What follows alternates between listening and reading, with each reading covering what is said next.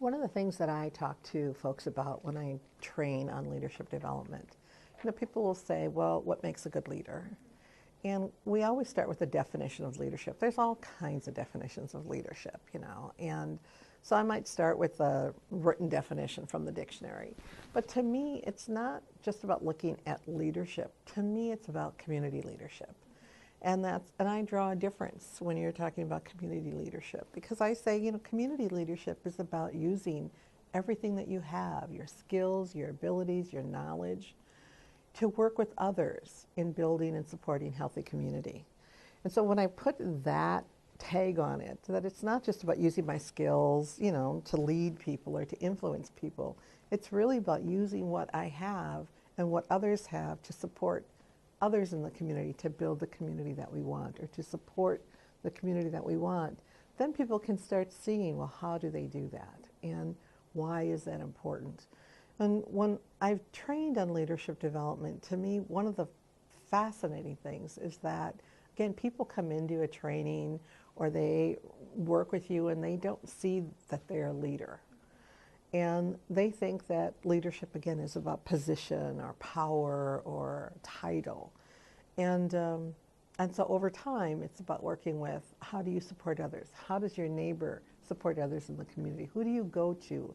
Because they have a lot to offer. They're wise, or they've always supported people in the neighborhood. And many times that's not the positional leadership, or it's not the political leadership. It's really somebody that lives in the community or lives in the neighborhood or that is down the street that they consider a leader, but yet they haven't realized that they also have that within them. One thing that has stayed with me for many, many years, I was working in rural communities for a while, in particular with immigrant leaders and leaders of color, and also teaming them and working with what I call mainstream leaders, positional leaders, whether that was the mayor or the city council president or the United Way president. And we were doing these partnerships. And for me, it was all about, the partnerships were made up of leaders. It wasn't that the positional leader was the leader and the others were the learner. It was that they're both leaders. And once you work from a partnership perspective and really kind of supporting community and creating the kind of community you want, it really lets down kind of people's guard about, well, gee, this is the way I should behave, or this is what's needed. I mean, you really become kind of 2 people or 4 people or 8 people working together.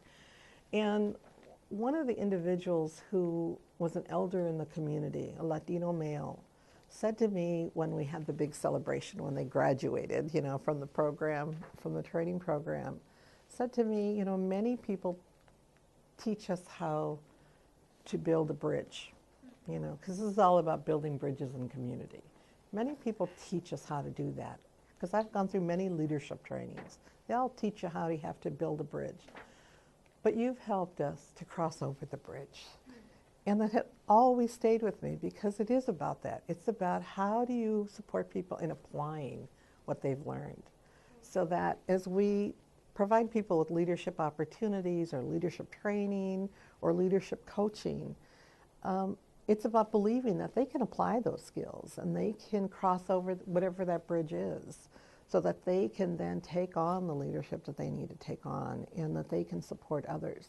It's also not about always being visible or in the front. And we talk a lot about that when we provide leadership training. And I like to use the concept of the geese and how they fly in a V formation. And the reason that they fly in the V formation, first of all, there's strength in flying together in that way versus one goose kind of flying solo in the wind. And so as they do that, they're also supporting each other. So the front goose is obviously the lead goose. But when the lead goose gets tired, goes to the back of the formation and another goose takes the front. And when one goose is hurt or is tired, they might fly off to the side, and usually 1 or 2 other geese will go down and stay with that goose until the goose is ready to move forward. And then they might join the original formation that they were a part of, or they'll join another formation. They also honk a lot, so when you hear geese honking, that's a way of supporting everybody in the formation, or every goose in the formation. And so I like to use that kind of analogy, because it is about, you can't always be at the front, but you can always support someone who might have to take the leadership at the front. And you might need to be in front and then take a back step in order to support others to step forward.